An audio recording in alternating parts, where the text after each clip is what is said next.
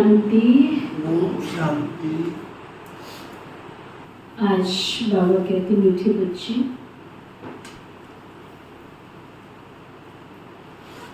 तुम्हारा अनादि नाता है भाई भाई का,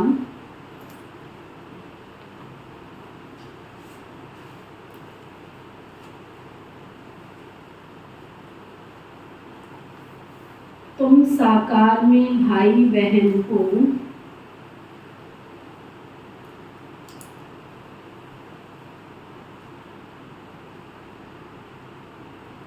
इसलिए तुम्हारी कभी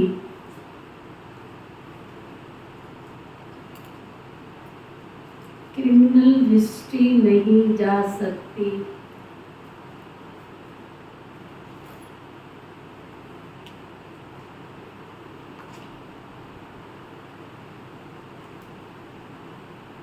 फिर बाबा पूछ रहे हैं, विजयी अष्ट रत्न कौन हैं?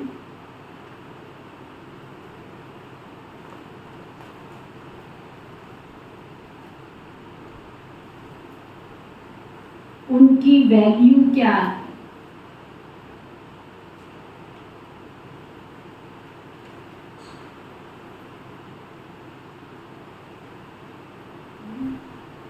बाबा के बनने के बाद हम विजयी रत्न बनते हैं। ये बुद्धि किसी ने नहीं समझाई।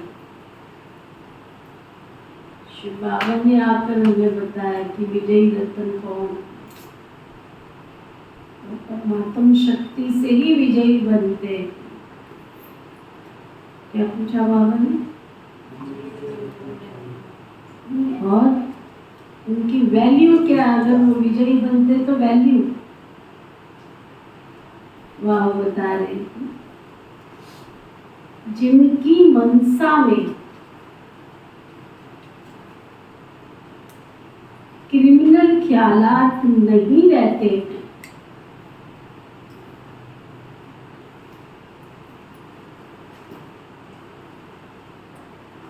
पूरी सिविल आई हो,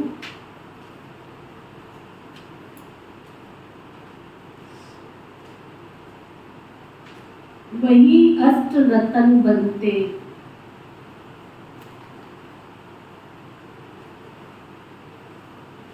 सिविलाई का मतलब पवित्र दृष्टि, पूरी पवित्र दृष्टि।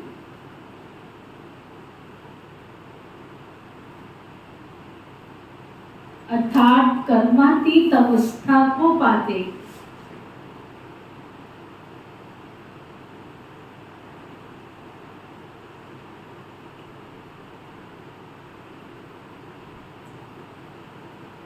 उनकी इतनी अधिक वैल्यू होती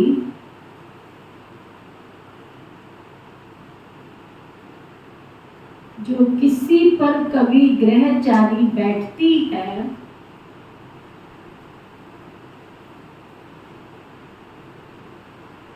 तो उसे अष्ट रत्न की अंगूठी पहनाते हैं।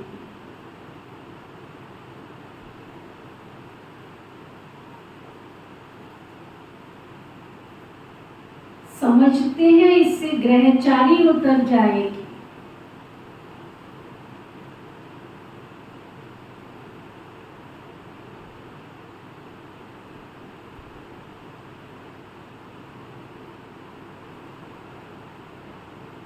अष्ट रत्न बनने वाले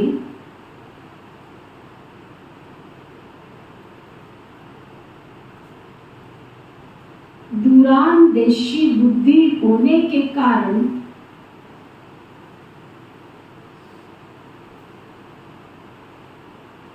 भाई भाई की स्मृति में निरंतर रहते।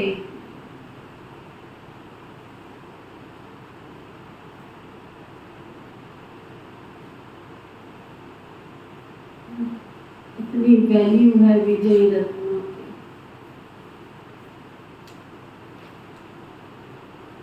हमारे यज्ञ की वरिष्ठ दीदियां और दादियां सब अष्ट रत्नों में आने वाली। इनका भी सिमरण कर लेते हो ना तो भी समझ लो आपके ग्रहचार्य होकर जो विजय माला के रतन है ये हमारी अमूल्य दीदी और दादियां। ओम शांति। रूहानी बच्चे जानते हैं उन्हों का नाम क्या है? क्या नाम है आप सबका? हम सबका नाम नहीं पता। ब्रह्मा कुमार कुमारियां ये नाम है।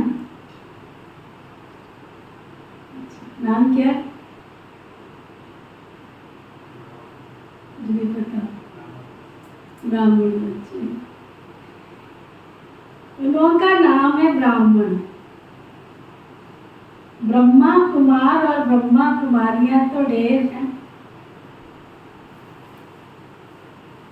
इससे सिद्ध होता है ये एडॉप्टेड चिल्ड्रन है बाबा के, क्योंकि एक ही बाप के बच्चे हैं तो जरूर एडॉप्टेड होंगे ना। तुम ब्रह्मा कुमार कुमारियां ही एडॉप्टेड चिल्ड्रन हो। बाबा ने हमें अपनी गोद का बच्चा बनाया, एडॉप्ट किया है। बहुत चिल्ड्रन है बाबा के। एक होते हैं प्रजापिता ब्रह्मा के और एक होते हैं परम पिता परमात्मा शिव के। तो जरूर उन्हों का आपस में भी तो कनेक्शन है, क्योंकि उनके हैं रूहानी बच्चे और इनके हैं जिस्मानी बच्चे। अगर उनके हैं तो जैसे भाई भाई प्रजापिता ब्रह्मा के साकार भाई बहन हो जाते हैं ना। भाई बहन का क्रिमिनल नाता कभी भी नहीं होता।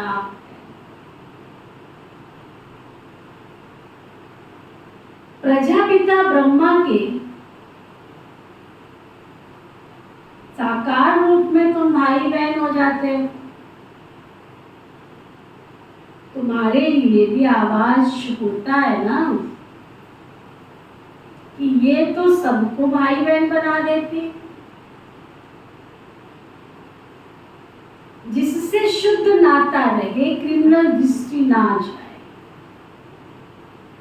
अरे मूर्खो, द्वापर युग से तुम ही आरती गाते आए थे। ईश्वर के सामने खड़े होकर क्या गाते थे? हाँ, मात पिता हम बालक तेरे। पत्नी भी खड़ी है, पति भी खड़ा है, बच्चे भी खड़े हैं, दादा भी खड़ा है, दादी भी खड़ी है, नाना भी खड़ा है, नानी भी खड़ी है। क्या कह रहे? तो मात पिता हम बालक तेरे। तो ये कोई ब्रह्मा कुमारियों ने थोड़ी कहा, तुम खुद ही सदियों से कहते आए भगवान के आगे खड़े होकर। तो हो ही तुम आत्मा भाई भाई। और जब शिव बाबा एडॉप्ट करते हैं फिर तो हो ही भाई बहन।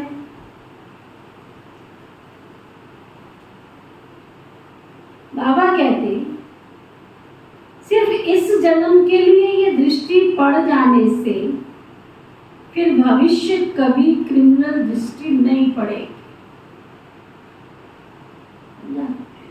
इस जन्म में अगर मेरी दृष्टि पक्की हो गई, वृद्धि पक्की हो गई, तो बाबा कहते भविष्य में फिर 21 जन्म के लिए दृष्टि पक्की पड़ जाएगी। 21 जन्म के।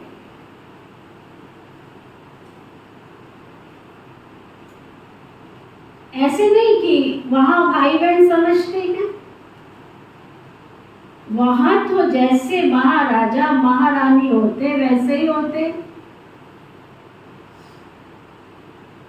अब तुम बच्चे जानते हो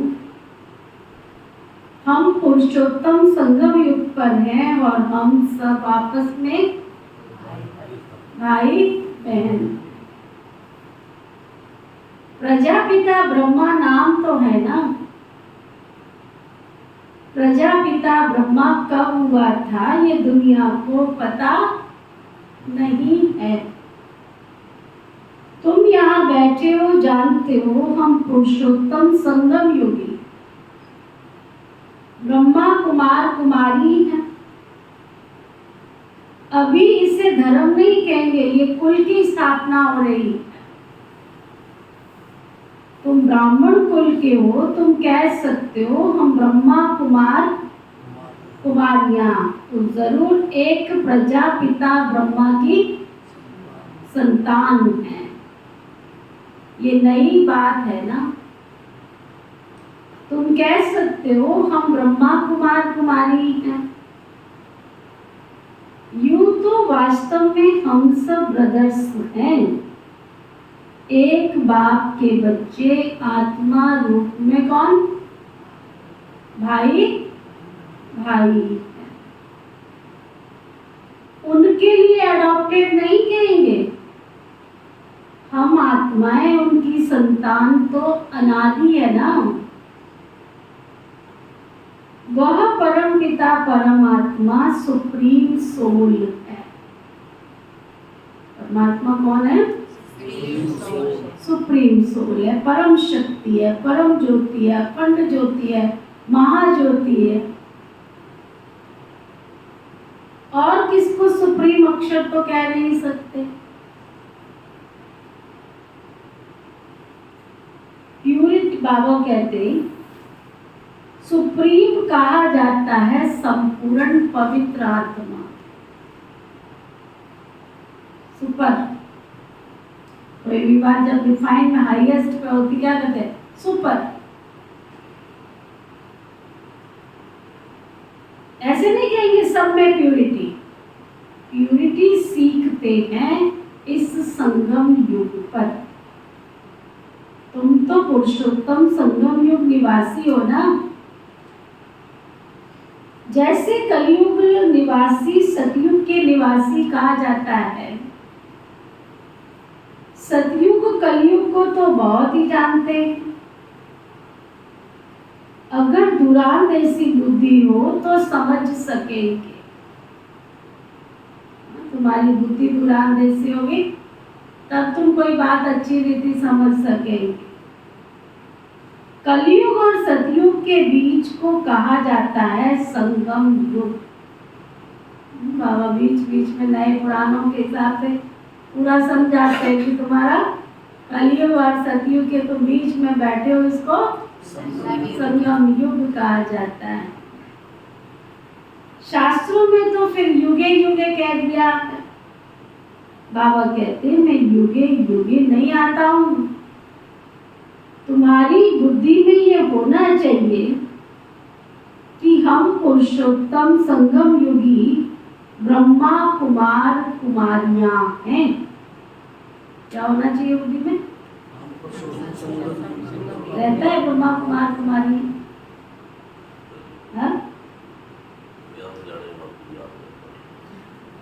इसलिए तो फिर बात कर पाते हैं, इसलिए तो लेसन प्यार भी अंदर जाता है, इसलिए तो प्यूरिटी की धारणा नहीं होती।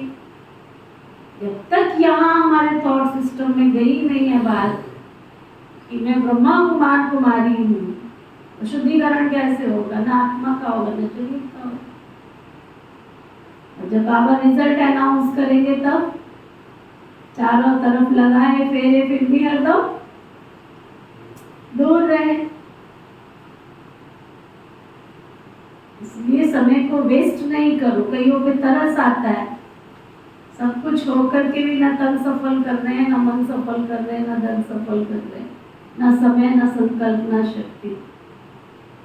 भगवान का परिचय मिलने के बाद क्या कहेंगे? फिर ड्रामा में उनका पार्ट ही ऐसा है विचारों का।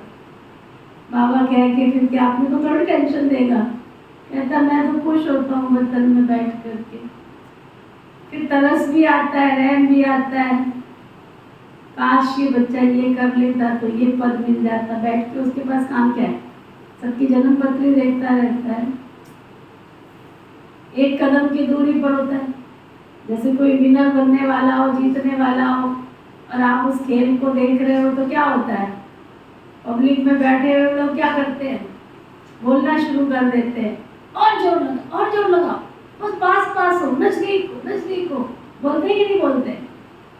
और जो कोच होता है वो भी सीटियां बजाना शुरू कर देता है, जिससे सामने वाले को खेल में उमंग आ गई। ऐसे ही बाबा भी बतन में बैठ के जन्म पत्री देखता है, ये बच्चा थोड़ा सा और पुरुषार्थ कर ले, सिर्फ एक कदम की दूरी पर है। तो जब नहीं पहुंचता है तो कहता है ड्रामा, इसका भाग्य ये है, मैं क्या कर सकता, है ना। बाबा कहते हैं तुम संगम युगी निवासी हो। बाबा ने खाली संगम युग निवासी नहीं कहा, क्या कहा, पुरुषोत्तम संगम युग निवासी। जैसे कलयुग निवासी सतयुग के निवासी कहा जाता है, सतयुग कलयुग को तो बहुत ही जानते हैं, अगर दूरांदेश की बुद्धि हो तो समझ सके। बुद्धि कितने प्रकार की होती है आपकी,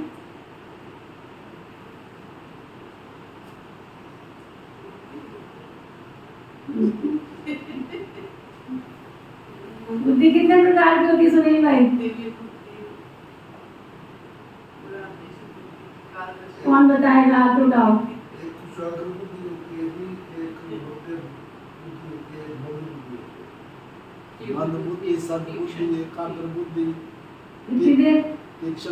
इतनी देर क्यों लगी, चालू नहीं हुआ।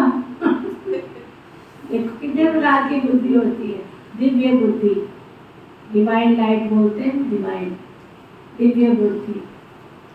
फिर तीव्र बुद्धि, दिव्य बुद्धि माना दिव्यता, जिसकी बुद्धि में दिव्यता धारण होती जाए। तीव्र बुद्धि जो पुरुषार्थ को तीव्र गति से करने की शक्ति दे। विशाल बुद्धि जो हर चीज के दृष्टिकोण में विशालता के साथ सोचे। सद्बुद्धि कहते हैं, सल इसको सद्बुद्धि आ जाए तो अच्छा है, सद्बुद्धि। श्रोण बुद्धि, होशियार जिसको कहा जाता है, होशियार बुद्धि। और फिर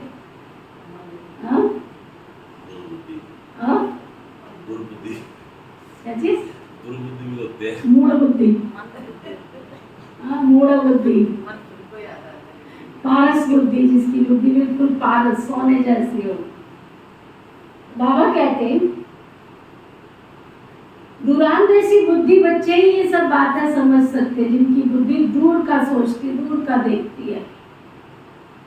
कलयुग और सतयुग के बीच को कहा जाता है पुरुषोत्तम संगम युग। शास्त्रों में फिर युगे युगे कह दिया है।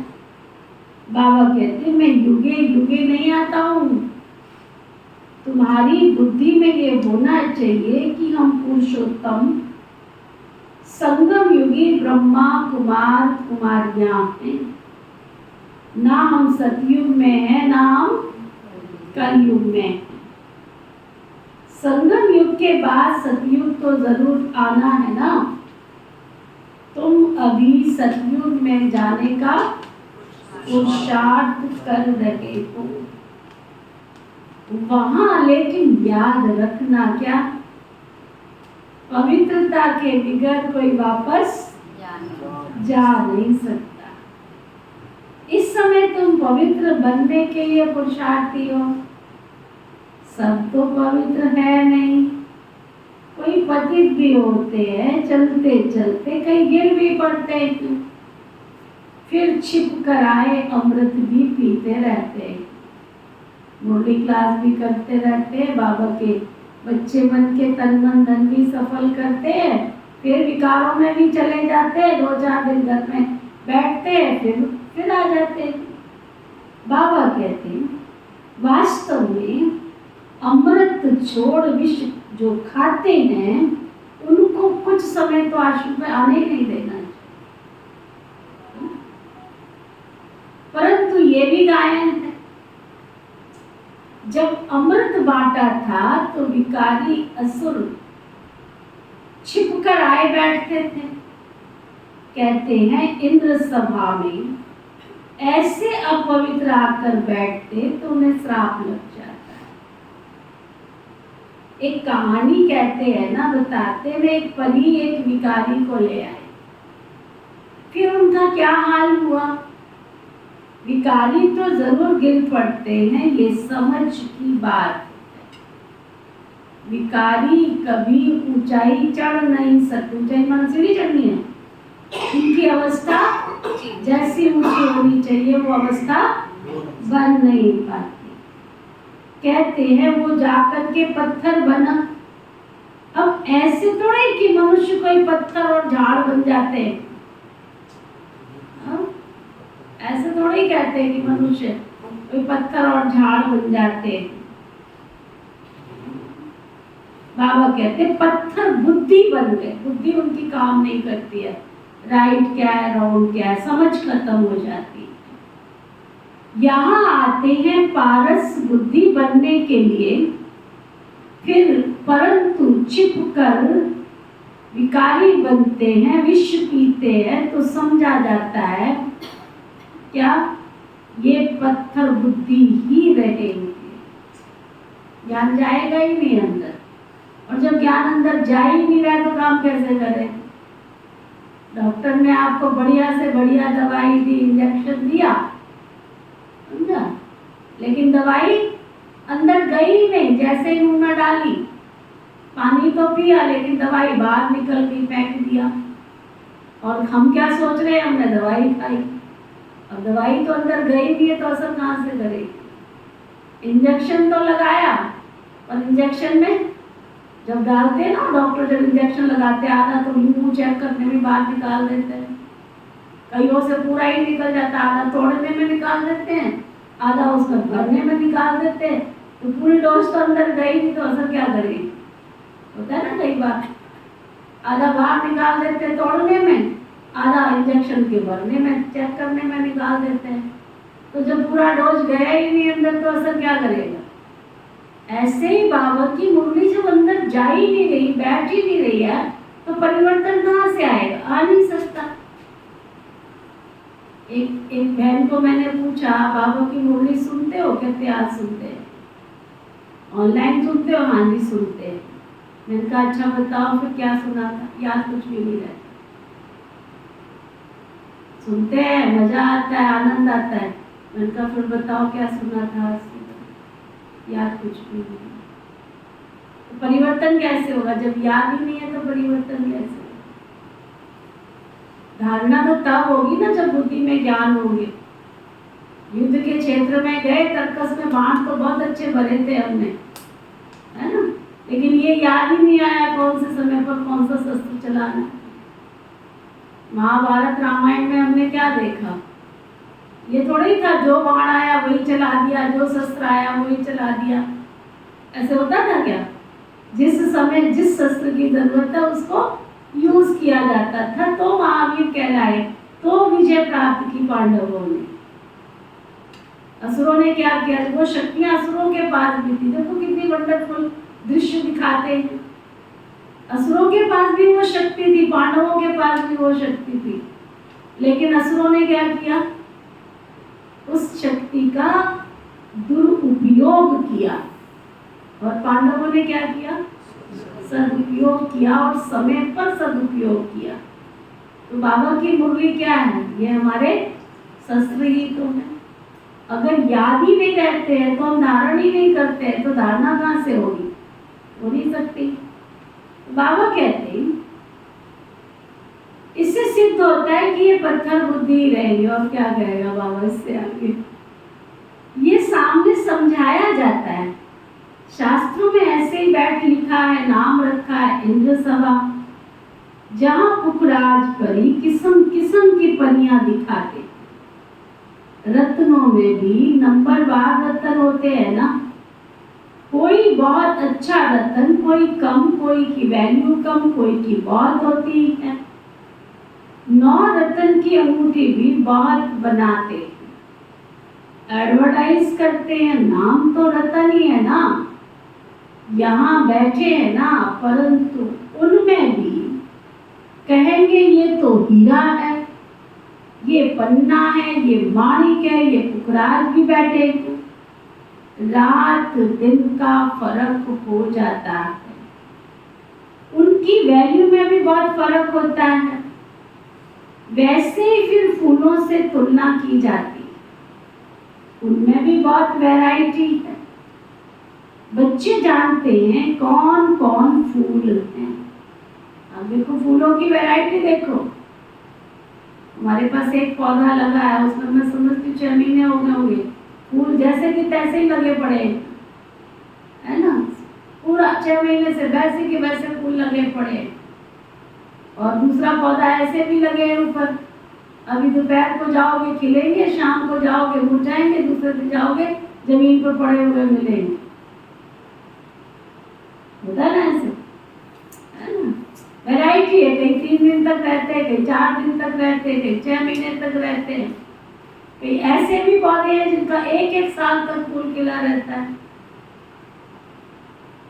वैरायटी, बाबा कहते हैं यहाँ भी वैरायटी है। कहीं आते हैं, चक्कर लगाते हैं, चले जाते हैं, खुशबू बिखेर देते, कोई तल लगाते, कोई मतलब चले जाते हैं। तो बाबा कहते हैं तुलना की जाती, वैरायटी है ना। बच्चे जानते हैं कौन कौन फूल हैं। ब्राह्मणियां पंडे बनकर ले आती है, वो अच्छा फूल होता है। कोई तो फिर स्टूडेंट्स भी जास्ती तीखे होते हैं समझाने करने में। बाबा ब्राह्मणी को फूल न देकर फिर उनको देंगे। सिखलाने वाले से भी उनमें गुण बहुत अच्छे होते हैं। कोई भी विकार का अंश नहीं होता है। कोई कोई में तो अवगुण बहुत होते हैं, क्रोध का भूत, लोभ का भूत। तो बाबा जानते हैं ये मनपसंद पंडा है, ये 2nd नंबर का पंडा है। कोई कोई पंडा तो इतना फेवरेट भी नहीं होता जितना जिज्ञासु जिनको ले आते हैं वो फेवरेट होते हैं। ऐसे भी होते हैं सिखलाने वाले, माया के चंबे में आकर के कई विकार में चले जाते हैं। ऐसे भी बहुत हैं। बहुतों को धुवन से निकालते निकालते खुद भी फंस जाते हैं। अरे ये माया बड़ी जबरदस्त है। बच्चे भी समझते हैं ये क्रिमिनल आई बहुत धोखा देती है। जब तक क्रिमिनल आई है तो बाप को भाई बहन का जो डायरेक्शन मिला है वो भी चल नहीं सकता। सिविल आई बदलकर क्रिमिनल आई बन जाती है। जब क्रिमिनल आई टूटकर पक्की सिविल आई बन जाती है तो उनको कहा जाता है कर्मातीत अवस्था। विकारों में भी दृष्टि नहीं, कोई आसक्ति नहीं, कोई इच्छा नहीं। ऐसी पक्की दृष्टि देखते हुए भी कोई संसार की अट्रैक्शन नहीं। विकारी अट्रैक्शन जिसको कहा जाता है, लोभ वाली अट्रैक्शन। कोई चीज देखी मेरे पास भी होनी चाहिए, ये भी तो विकार है ना। कोई खाने वाली चीज देखी, मुझे भी यही चीज खानी। कोई पहनने वाली देखी, किसी की सूट साड़ी देखी, है तो विकार ही ना। अंदर मन में आया कि तू उसके बिना रह नहीं सकती है। तो बाबा ने क्या कहा, अगर अभी तक कोई विकार का अंश है तो कर्मातीत अवस्था नहीं बनी। विकारी जीत बनेंगे तो कर्मातीत अवस्था बनेगी। इतनी अपनी जांच करनी है, चेकिंग करनी है। चलो बाबा के पास, और बाबा चेकिंग करने का समय देते। सीधे होके बैठ जाओ और चेक करो कहाँ तक मैंने काम, क्रोध, लोभ, मोह, अहंकार को जीता है।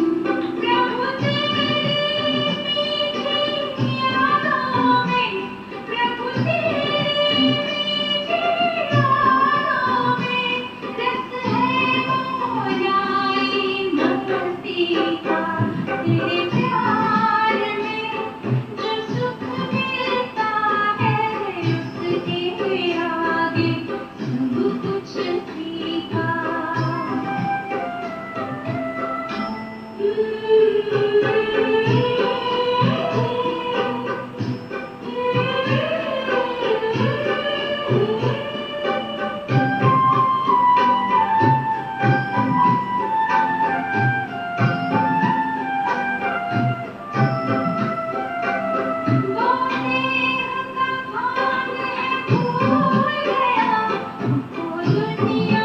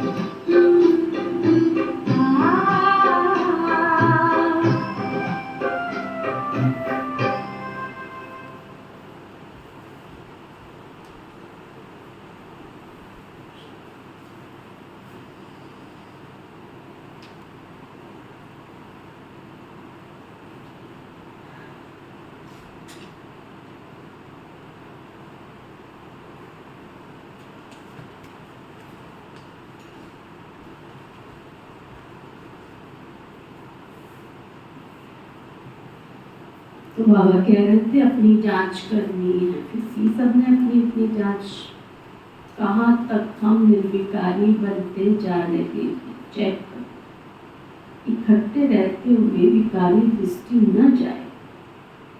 यहाँ तुम भाई बहन बनते हो, ज्ञान तलवार बीच में है ना।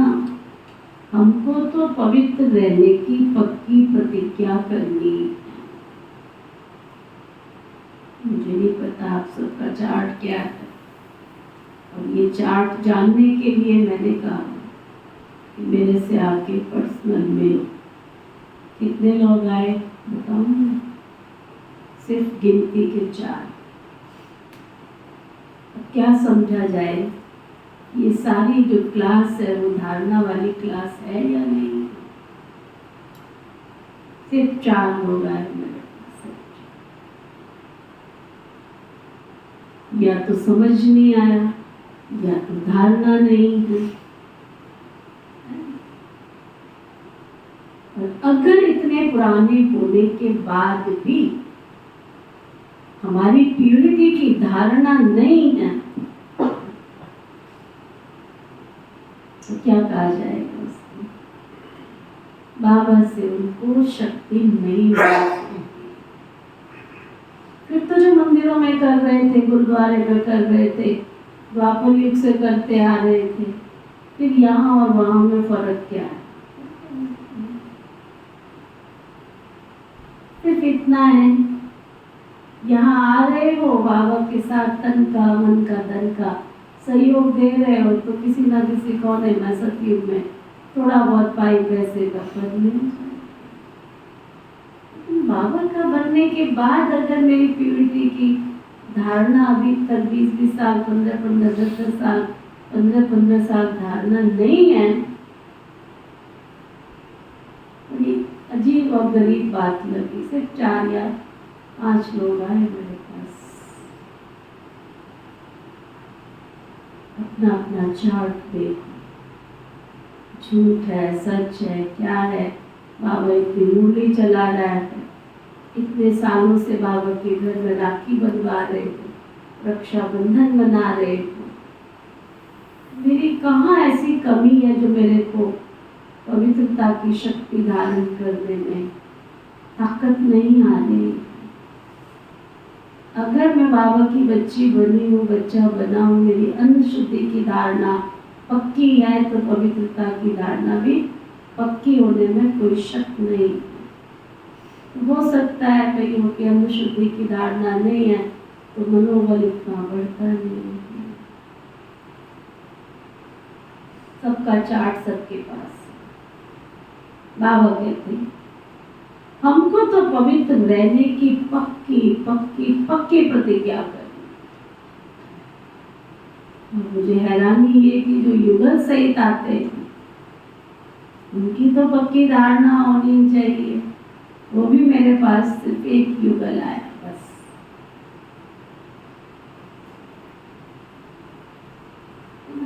परंतु लिखते हैं बाबा कशिश होती है, वह अवस्था अर्जुन पक्की नहीं हुई। 15-10 साल बाबा के घर में आके और हर साल मधुबन जाते बाबा से मिलन मनाने, जबकि शिशु विश्वविद्यालय का नियम है 1 साल की पक्की ब्रह्मचर्य की धारणा, नियमित सत्संग, अन्न शुद्धि, वही मधुबन बाबा के घर आ सकते हैं। हमें क्या पता कि तुम्हारी धारणा भी है कि नहीं है, हम तो समझा ही सकते हैं। बाकायदा फॉर्म भरा जाता है। अब रोज रोज थोड़ी आपसे कहेंगे इतने पुराने हो गए हो कि धारणा वाला फॉर्म भर के दो। आश्चर्य लगा। बाबा कहते हैं पुरुषार्थ करते हैं ये भी ना हो, एकदम सिविल आई जब बन जाएंगे ना, तब ही तुम विजय प्राप्त कर सकते हो। सीधा सा लॉजिक। पवित्र बनोगे तो विजय श्री तुम्हारे हाथ में आएगी।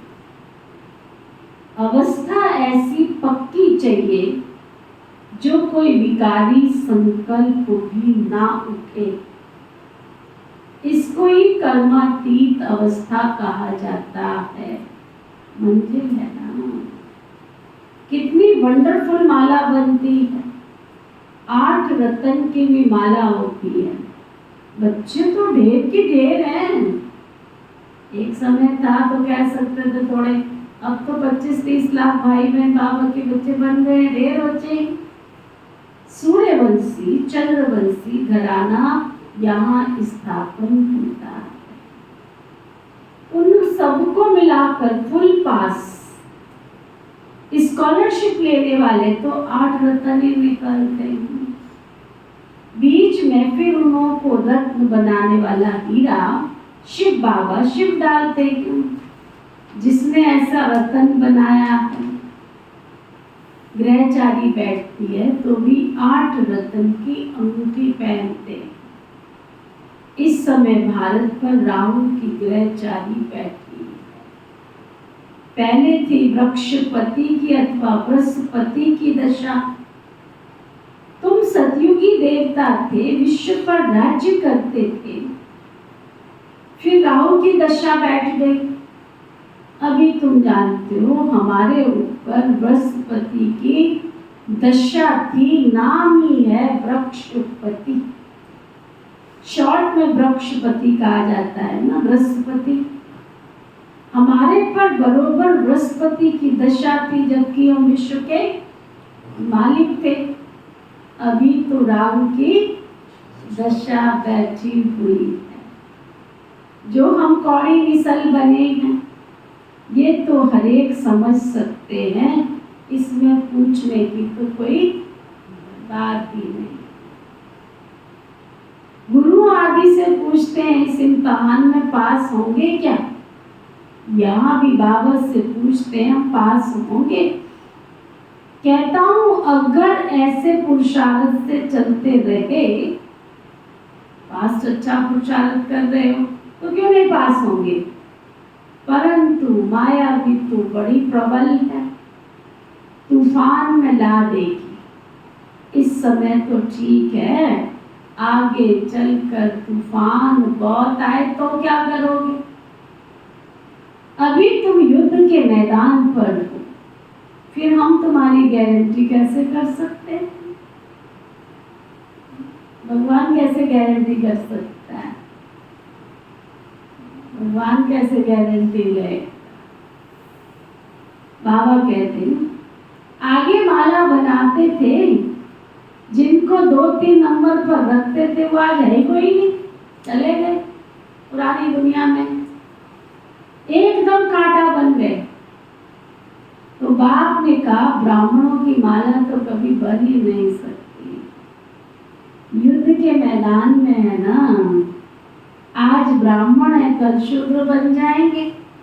विकार में गए गोया शूद्र ही बन गए। राहु की दशा बैठ गई, बृहस्पति की दशा के लिए पुरुषार्थ करते थे, वृक्षपति पढ़ाते थे।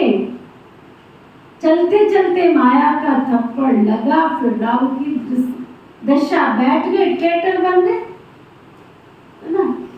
ऐसे सब जगह होता रहता है। ट्रेटर बनने माने देख लिया, हम भी आश्रम में गए थे 10 साल, क्या देखने आए थे तुम कि वहां सब ठीक चल रहा है? देखने आए थे या सुधरने आए थे? हाँ? देखने आए थे। भगवान ने कहा बहुत देख लिया, चल यहाँ से, तेरा कोई रोल नहीं है यहाँ। बहुत आए थे बहुत चले जाते। भगवान कहता तेरा कोई रोल नहीं, तेरे को मैंने जिम्मेवारी दे रखी है क्या?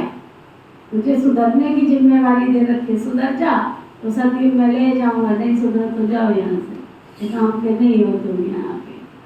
कहता ट्रेडर बन पड़ते। ऐसे सब जगह होता है। एक राजाई से निकल दूसरी राजाई में जाकर शरण ले लेते, फिर वह लोग भी देखते ये हमारे काम का है तो शरण दे देते। ऐसे बहुत ट्रेटर बन पड़ते। एरोप्लेन सही थी, जाकर दूसरी राजाई में बैठ जाते हैं, फिर वो लोग एरोप्लेन वापस कर लेते। उनको शरण दे देते हैं। एरोप्लेन को थोड़े शरण लेते हैं, वह तो उनकी प्रॉपर्टी, तो बाबा को सब पता है।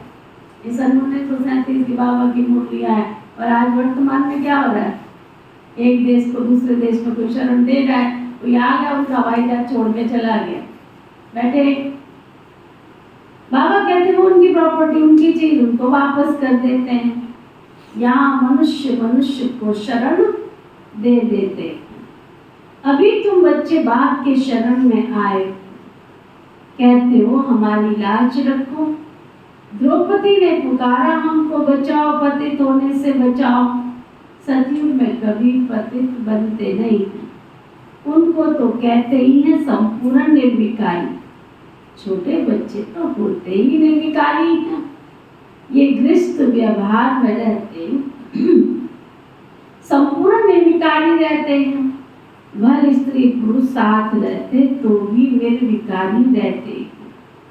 इसलिए कहते हैं हम नर से नारायण और नारी से लक्ष्मी बन रहे हैं। वो है निर्विकारी दुनिया, वहाँ रावण होता ही नहीं है। उसको कहा जाता है राम राज्य। राम शिव बाबा को कहा जाता है। राम नाम जपने का अर्थ है बाबा को याद करना। राम राम जब कहते हो तो बुद्धि में निराकार ही रहता है ना। राम राम कहते हो तो बुद्धि में निराकार ही रहता है। राम राम कहते हैं सीता को छोड़ देते, वैसे श्री कृष्ण का नाम लेते तो राधे को छोड़ देते। राम राम जी है ना, तो बाबा कहते उसकी सीता को ही छोड़ देते। बाबा की तो लीला प्रमुख है। फिर कोई कृष्णा कृष्णा लगते हैं तो राधे को छोड़ देते। यहाँ तो बाप है ही एक, छोड़ने की बात ही नहीं, यहाँ तो याद ही करना है शिव बाबा को। श्री कृष्ण को पतित पावन नहीं कहेंगे, वो तो छोटेपन में राधे कृष्ण भाई बहन भी नहीं थे, अलग अलग राजा ही के थे। बच्चे तो होते ही बहुत शुद्ध हैं। बाबा भी कहते बच्चे तो फूल हैं, उनमें तो कोई प्रकार की विकारी दृष्टि होती नहीं। जब बड़े होते हैं तब दृष्टि जाती है, इसलिए बालक और महात्मा को समान कहते हैं। बल्कि बच्चे महात्मा से भी ऊंच होते हैं। महात्मा को फिर भी मालूम है हम भ्रष्टाचार से पैदा हुआ, छोटे बच्चे को मालूम ही नहीं रहता। बच्चा बाप का बना वर्षा तो है ही, तुम विश्व की राजधानी के मालिक बनते हो। कल की बात है, तुम विश्व के मालिक थे, अब तुम फिर बनते, इतनी प्राप्ति होती है। तो स्त्री पुरुष बन भाई भाई की दृष्टि रख पवित्र रहे तो क्या बड़ी बात है। कल तुम विश्व के मालिक थे, अब फिर तुम पवित्र बन विश्व के मालिक बनते हो। तो बाबा कहते हैं पवित्र रहना क्या बड़ी बात है, कुछ तो मेहनत चाहिए ना। हाँ, नंबरवार पुरुषार्थ अनुसार अब सबके ऊपर बृहस्पति की दशा बैठती तो स्वर्ग में चले जाते, तो कोई ऊंच पद पा लेते हैं, कोई मध्यम, कोई फूल बनते, कोई क्या बगीचा है ना, फिर पद भी ऐसे लेंगे। परंतु पुरुषार्थ तो खूब करना है ना ऐसा फूल बनने के लिए। इसलिए बाबा फूल ले आते हैं बच्चों को दिखाने के लिए। बगीचे में तो अनेक प्रकार के फूल होते हैं। सतयुग है ही फूलों का बगीचा, ये है कांटों का जंगल। अभी तुम कांटे से फूल बनने का पुरुषार्थ कर रहे हो, एक दो को कांटा मारने से बचने का पुरुषार्थ कर रहे हो। जो जितना पुरुषार्थ करेंगे उतना जीत प्राप्त करेंगे। मूल बात है काम पर जीत पाने से ही तुम जगत जीत बन जाएंगे। ये तो बच्चों पर रहा, जवानों को भी बहुत मेहनत करनी पड़ती है, बूढ़ों को कम, वानप्रस्थ अवस्था वालों को और कम, बच्चों को बहुत कम। तुम बच्चे जानते हो हम को विश्व के बादशाही की प्रॉपर्टी मिलती है, उसके लिए अगर एक जन्म पवित्र रहे तो हर्जा क्या है? एक जन्म तो क्या, बाबा कहते हैं एक जन्म पवित्र है। एक जन्म में आयु कितनी रह गई आप सोचो जरा, विचार करो। भाई आपकी उम्र कितनी है? 51। और कपिल भाई आपकी 57 है ना। आप जो भी यहाँ बैठे हैं, जो 50 से ऊपर के बैठे वो हाथ उठा, तो 50 से ऊपर के बैठे। और कलयुग की एवरेज आयु टोटल केवल 32 है। कलयुग की एवरेज आयु टोटल 32 है ना। 32 32 साल केवल कलयुग की आयु, जिसको कहा जाता है 32 साल की आयु क्रॉस करके बैठे हो। और उसके बाद भी अगर हम बाबा की श्रीमत के अनुसार नहीं चल रहे हैं तो क्या कहें? कलयुग की टोटल आयु 32 वर्ष है बस। सतयुग की 150 वर्ष, त्रेता की 125 वर्ष, द्वापर की 100 वर्ष और कलयुग की 32 एवरेज है। जितने जन्म कम उतनी आयु ज्यादा, जितने जन्म ज्यादा उतनी आयु कम। उसके बाद भी अगर मेरी पवित्रता की धारणा नहीं है, उसके बाद भी मेरी अनुशुद्धि की धारणा नहीं है, तो क्या कहेंगे? बाबा कहते हैं सत्युग में जाना खेल है क्या? विश्व का मालिक बनना है कोई खेल है क्या? मेहनत तो करनी पड़े ना। बाबा कहते हैं उसके लिए एक जन्म पवित्र रहे तो हर्जा क्या है? उनको कहा जाता है बाल ब्रह्मचारी, अंत तक पवित्र रहते। जो पवित्र बने हैं उनको बाबा की कशिश होती है। बच्चों को छोटेपन से ज्ञान मिलता जाए तो बच सकते हैं। छोटे बच्चे तो अबोध होते हैं, परंतु फिर बाहर स्कूल आदि में संग का रंग लग जाता है। संग तारे कुसंग डुबोए। बाप कहते हैं हम तुमको पार ले जाते हैं शिवालय में। सतयुग है बिल्कुल नई दुनिया, बहुत थोड़े मनुष्य रहते हैं फिर बुद्धि को पाते हैं। वहां तो बहुत थोड़े देवताएं रहते हैं। तो नई दुनिया में जाने का पुरुषार्थ करना है। जैसे विनाश होगा तो विनाश के बाद सभी आत्माएं चली जाएंगी, थोड़ी आत्माएं रह जाएंगी और ऊपर से देवता आत्माएं आने शुरू हो जाएंगी। जो बची हुई थोड़ी आत्माएं उनका वो भी चली जाएंगी साथ के साथ, समय के साथ।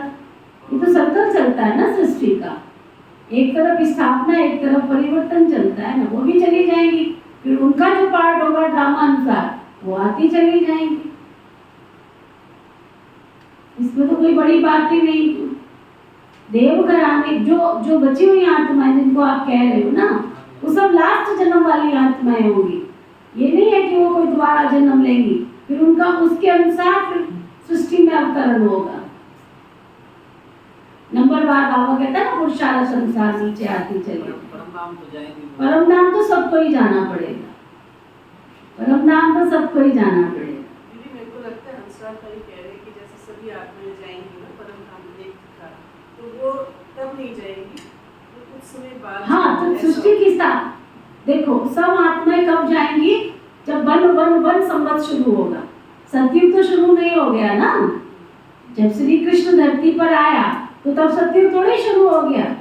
सतयुग तो तब शुरू होगा जब लक्ष्मी नारायण राजगद्दी पर बैठेंगे, तब तक तो सारी आत्माएं परमधाम चली जाएंगी। फिर तो देव घराने की आत्माएं होंगी। वही सतयुग यानी श्री कृष्ण के आने के साथ साथ देवकुल की आत्माएं नीचे आना शुरू हो जाएंगी चारों तरफ। वो भी पवित्र होंगी। कल भी बात चली थी ना, जो बचेंगी श्री कृष्ण की आत्मा अपवित्र आत्माओं के बीच में जन्म नहीं ले सकते। वो बहुत प्योर सोल है ना, बहुत प्योर सोल है। तो बहुत धर्म की आत्माएं भी रुकी हुई होंगी, लेकिन धर्मों में भी मैंने बताया ना कई ऐसे हैं जिनके अंदर अनुशुद्धि की धारणा। सुनाया था ना पिछले दिनों, एक छोटी सी एज का युगल मेरे पास आया, बाबा के घर का प्रसाद तक नहीं खाया। कहते नहीं हमारे गुरुजी कहते बाहर का नहीं खाना है। आप सोचो, तो ऐसे और धर्मों में भी कोई मनुष्य आत्माएं हैं जिनकी प्योरिटी की धारणा है, अनुशुद्धि की धारणा है। तो वो आत्माएं जब सृष्टि पर होंगी तो वो तो प्योर है ना, और वो भक्ति कृष्ण की कर रही है, तो भगवान भावना का दृश्य तो उनको दिखाएगा ना, ऐसा थोड़ी भेज देगा। अच्छा, तो बाबा कहते हैं तो फिर पुरुषार्थ भी तो नई दुनिया में जाने का करना चाहिए ना। अच्छा, मीठे मीठे सिखी लदे बच्चों प्रति माता पिता बाप दादा का याद प्यार और गुड मॉर्निंग। रूहानी बाप की रूहानी बच्चों को नमस्ते। हम सब रूहानी बच्चों की दिल व जान सिख व प्रेम से नमस्ते नमस्ते नमस्ते जी। धारणा के लिए मुख्य सार, बाप का मन पसंद बनने के लिए गुणवान बनना है।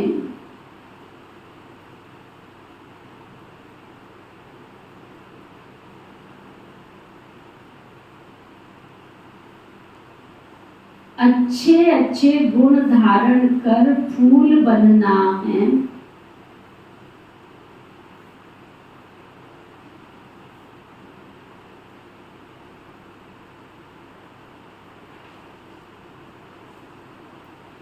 अवगुण निकाल देने हैं।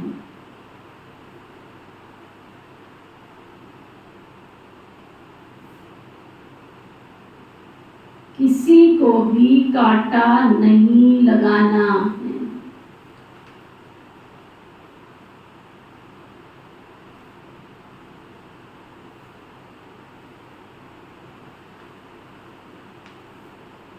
फुल पास होने व स्कॉलरशिप लेने के लिए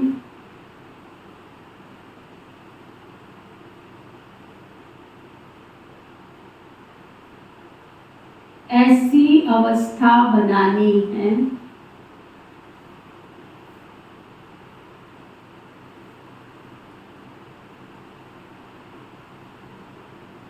जो कुछ भी याद ना आए। कुछ भी माना, कुछ भी याद ना आए, पूरी सिविल आई बन जाए।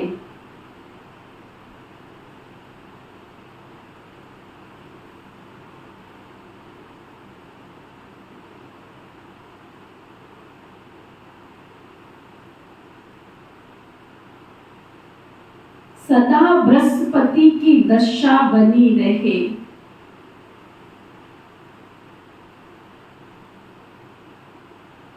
वरदान सतगुरु प्यारे बाबा का वरदान, ब्राह्मण जीवन में सर्व खजानों को सफल कर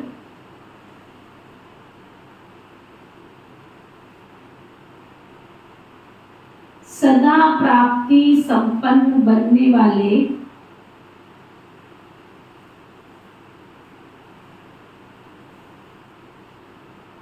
संतुष्ट मणि भव।